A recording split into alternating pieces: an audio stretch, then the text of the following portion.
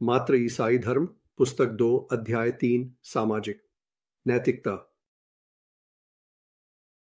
Christian नैतिकता के संदर्भ में मनुष्य और मनुष्य के बीच यह स्पष्ट करना सबसे पहली बात है कि इस क्षेत्र में मसीह ने कोई नई नैतिकता का प्रचार करने के लिए नहीं आए। नए नियम का गोल्डन रूल, जैसा तुम चाहते हो कि तुम्हारे साथ किया जाए वैसा ही करो, यह उस बात का सारांश है जो हर किसी ने हमेशा सही माना है।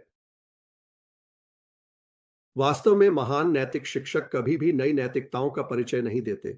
ये वही लोग होते हैं जो ऐसा करते हैं, जो पागल और अजीब होते हैं। जैसा कि जॉनसन ने कहा, लोगों को अक्सर याद दिलाने की जरूरत होती है बजाय इसके कि उन्हें निर्देशित किया जाए। हर नैतिक शिक्षक का असली काम हमें बार बार उन पुराने सरल सिद्धांतों की ओर वापस लाना है जिन्हें हम सभी देखने के लिए इतने चिंतित थे।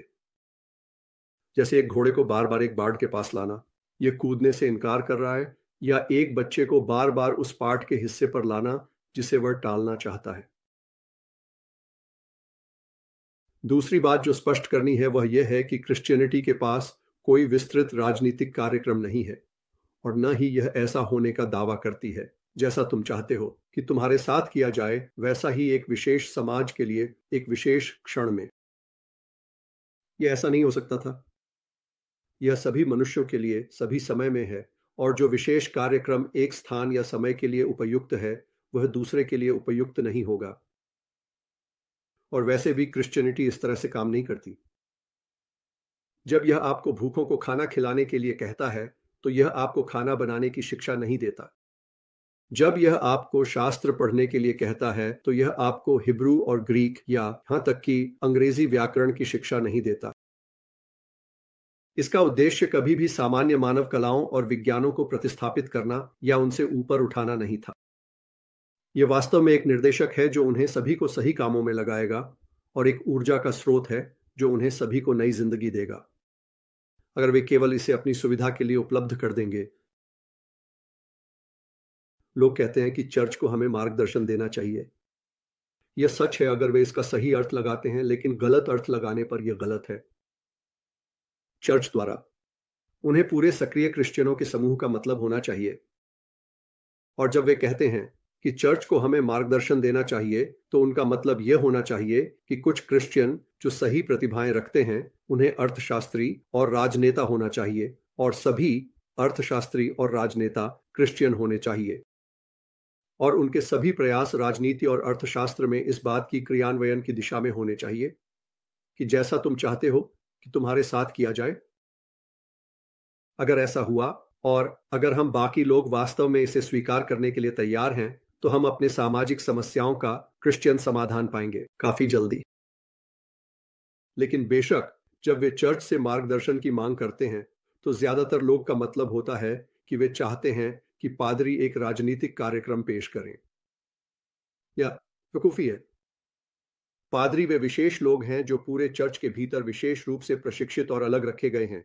जो चीज हमें चिंतित करती है वह है हम जीवों के रूप में जो हमेशा के लिए जीने वाले हैं, और हम उनसे एक बिल्कुल अलग काम करने के लिए कह रहे हैं जिसके लिए उन्हें प्रशिक्षित नहीं किया गया है। काम वास्तव में हमारे ऊपर है, आम लोगों के ऊपर। क्रिश्चियन सिद्धांतों का व्यापार, संघवाद या शिक्षा पर लागू होना क्रिश्चियन ट्रेड यूनियनिस्टों और क्रिश्चियन स्कूल मास्टर्स से आना चाहिए। जैसे क्रिश्चियन साहित्य क्रिश्चियन उपन्यासकारों और नाटककारों से आता है कि बिशपों की बेंच से जो एक साथ मिलकर अपने फुर्सत के समय में नाटक और उपन्यास लिखने की कोशिश कर रहे हैं।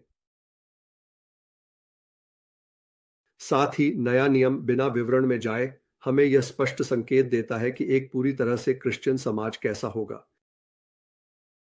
शायद यह हमें उससे ज्यादा देता है जितना हम ले सकते हैं। यह हमें बताता है कि कोई यात्री या परजीवी नहीं होने चाहिए। अगर आदमी काम नहीं करता तो उसे खाना नहीं चाहिए। हर किसी को अपने हाथों से काम करना है, और इससे भी ज्यादा हर किसी के काम को कुछ अच्छा उत्पन्न करना है।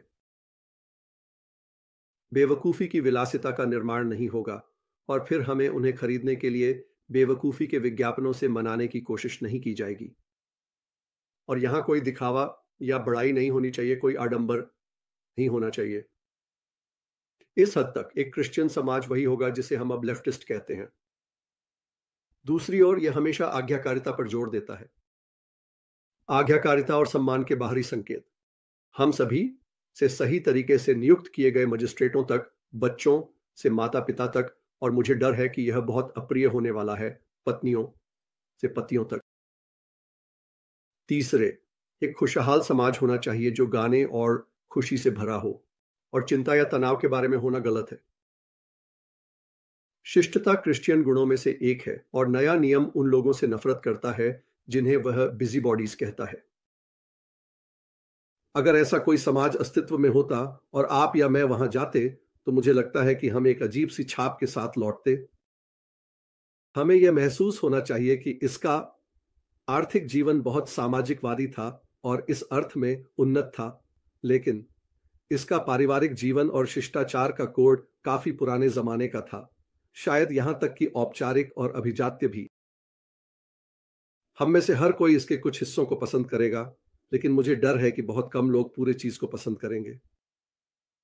अगर ईसाई धर्म मानव मशीन के लिए कुल योजना है, तो यही उम्मीद की जा सकती है। हम सभी अलग अलग तरीकों से समग्र योजना से अलग हो गए हैं, और हम में से प्रत्येक यह समझना चाहता है उसकी अपनी संशोधन मूल योजना का ही हिस्सा है। आपसे बार बार पाएंगे जब भी बात वास्तव में ईसाई धर्म की हो। हर कोई इसके कुछ हिस्सों की ओर आकर्षित होता है और उन हिस्सों को चुनना चाहता है और बाकी को छोड़ देना चाहता है। यही वजह है कि हम ज्यादा आगे नहीं बढ़ पाते, और यही वजह है कि लोग जो एकदम विपरीत चीजों के लिए लड़ रहे हैं, वे दोनों ये कह सकते हैं कि वे ईसाई धर्म के लिए लड़ रहे हैं। अब एक और बिंदु। हमें प्राचीन पागल ग्रीकों, पुराने नियम के यहूदियों और मध्य युग के ईसाई शिक्षकों द्वारा एक सलाह दी गई है, जिसका आधुनिक आर्थिक प्रणाली ने पूरी तरह से उल्लंघन किया है। इन सभी लोगों ने हमें ब्याज पर पैसे उधार न देने के लिए कहा, और ब्याज पर पैसे उधार देना, जिसे हम निवेश कहते हैं, हमारे पूरे सिस्टम की नींव है। अब यह जरूरी नहीं है कि हम गलत हों। कुछ लोग कहते हैं कि जब मूसा, अरस्तु और ईसाइयों ने ब्याज, या जिसे उन्होंने उधारी कहा, को प्रतिबंधित करने पर सहमति जताई, तो वे संयुक्त स्टॉक कंपनी की कल्पना नहीं कर सके और केवल निजी पैसे उधार देने वाले के बारे में सोच रहे थे, और इसलिए मैं उनकी बातों की परवाह नहीं करनी चाहिए। यह एक सवाल है जिसका मैं निर्णय नहीं ले सकता। मैं एक अर्थशास्त्री नहीं हूं, और मुझे यह नहीं पता कि क्या निवेश प्रणाली हमारे वर्तमान स्थिति के लिए जिम्मेदार है या नहीं। यही वह जगह है जहां हमें ईसाई अर्थशास्त्री की जरूरत है। लेकिन अगर मैंने आपको यह नहीं बताया होता तो मैं ईमानदार नहीं होता। 3 महान सभ्यताओं ने, या तो ऐसा लगता है पहली नजर में, उस चीज की निंदा करने पर सहमति जताई है जिस पर हमने अपनी पूरी जिंदगी आधारित की है। एक और बिंदु और मैं खत्म करता हूं। उस अंश में जहां नए नियम में कहा गया है कि हर किसी को काम करना चाहिए, इसका एक कारण दिया गया है, ताकि उसके पास जरूरतमंदों को देने के लिए कुछ हो। दान, गरीबों को देना ईसाई नैतिकता का एक अनिवार्य हिस्सा है। भेड़ों और बकरियों की डरावनी उपमा में यह ऐसा लगता है कि यह वह बिंदु है जिस पर सब कुछ घूमता है। कुछ लोग आजकल कहते हैं कि दान अनावश्यक होना चाहिए और गरीबों को देने के बजाय हमें एक ऐसा समाज बनाना चाहिए जिसमें गरीब ना हो।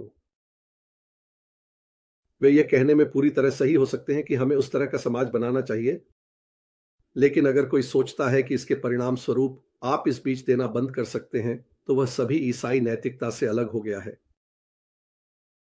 मुझे नहीं लगता कि यह तय करना संभव है कि हमें कितना देना चाहिए। मुझे डर है कि केवल एक सुरक्षित नियम है, वह यह है कि हमें उससे अधिक देना चाहिए जितना हम दे सकते हैं। दूसरे शब्दों में, अगर हमारा खर्च आराम, विलासिता, मनोरंजन आदि हमारे समान आय वाले लोगों के बीच सामान्य मानक के अनुसार है, हम शायद बहुत कम दे रहे हैं। अगर हमारे दान हमें बिल्कुल भी कष्ट या बाधा नहीं डालते, तो मैं कहूंगा कि वे बहुत छोटे हैं। ऐसी चीजें होनी चाहिए जिन्हें हम करना चाहेंगे लेकिन नहीं कर सकते, क्योंकि हमारे दान के खर्च उन्हें बाहर कर देते हैं। मैं अब सामान्य तरीके से दान के बारे में बात कर रहा हूं। आपके अपने रिश्तेदारों, दोस्तों, पड़ोसियों या कर्मचारियों के बीच संकट के विशेष मामले, जिसे भगवान मानो आपके ध्यान में लाता है, वह बहुत अधिक मांग सकता है, यहां तक कि हमारी अपनी स्थिति को कमजोर और खतरे में डालने तक। हम में से कई लोगों के लिए दान के लिए सबसे बड़ा बाधा हमारी विलासिता में जीने या अधिक पैसे की इच्छा में नहीं है, बल्कि हमारी डर में है, असुरक्षा का डर। इसका अक्सर एक प्रलोभन के रूप में पहचान किया जाना चाहिए। कभी कभी हमारा गर्व भी हमारे दान में बाधा डालता है।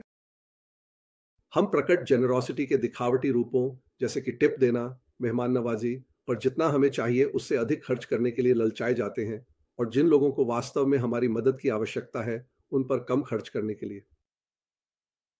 और अब मैं समाप्त करने से पहले यह अनुमान लगाने की कोशिश करने जा रहा हूं कि इस अनुभाग ने इसे पढ़ने वालों पर कैसे प्रभाव डाला है। मेरा अनुमान है कि उनमें कुछ वामपंथी लोग हैं जो बहुत नाराज हैं कि यह दिशा में और आगे नहीं बढ़ा है, और कुछ विपरीत प्रकार के लोग हैं जो नाराज हैं क्योंकि वे सोचते हैं कि यह बहुत आगे बढ़ गया है। अगर ऐसा है तो यह हमें इस सभी नीले प्रिंट बनाने के काम में असली समस्या के सामने लाता है जो एक ईसाई समाज के लिए है। हम में से अधिकांश वास्तव में इस विषय को इस उद्देश्य से नहीं देख रहे हैं कि ईसाई धर्म क्या कहता है। हम इसे इस उम्मीद में देख रहे हैं कि हमें अपने दल के विचारों के लिए ईसाई धर्म से समर्थन मिलेगा। हम एक सहयोगी की तलाश कर रहे हैं जहां हमें या तो एक मालिक या एक न्यायाधीश की पेशकश की जाती है। मैं भी बिल्कुल ऐसा ही हूं। इस अनुभाग में कुछ बातें हैं जिन्हें मैं छोड़ना चाहता था, और यही कारण है कि ऐसी बातों का कोई परिणाम नहीं निकलने वाला है जब तक हम बहुत लंबा रास्ता नहीं अपनाते। एक ईसाई समाज तब तक नहीं आएगा जब तक हम में से अधिकांश वास्तव में इसे नहीं चाहते, और हम इसे नहीं चाहेंगे जब तक हम पूरी तरह से ईसाई नहीं बन जाते। मैं दोहराता रह सकता हूं, जैसे आप चाहते हैं कि आपके साथ किया जाए। जब तक मेरा चेहरा काला ना हो जाए, लेकिन मैं वास्तव में इसे लागू नहीं कर सकता जब तक मैं अपने पड़ोसी से अपने समान प्रेम करता हूं, और मैं अपने पड़ोसी से प्रेम करना नहीं सीख सकता जब तक मैं भगवान से प्रेम करना नहीं सीखता, और मैं भगवान से प्रेम करना नहीं सीख सकता जब तक कि मैं उन्हें मानना नहीं सीखता। और इसलिए जैसा कि मैंने आपको चेतावनी दी थी, हम कुछ अधिक अंतरिक्ष की ओर बढ़ रहे हैं। हमारे सामाजिक मामलों से धार्मिक मामलों की ओर धकेल दिया गया, क्योंकि सबसे लंबा रास्ता ही घर जाने का सबसे छोटा रास्ता है। और हम अगले वीडियो में जारी रखेंगे। देखने के लिए बहुत धन्यवाद। मैं तुम लोगों से प्यार करता हूं, जैसा कि टिगर कहता है, फिर मिलेंगे।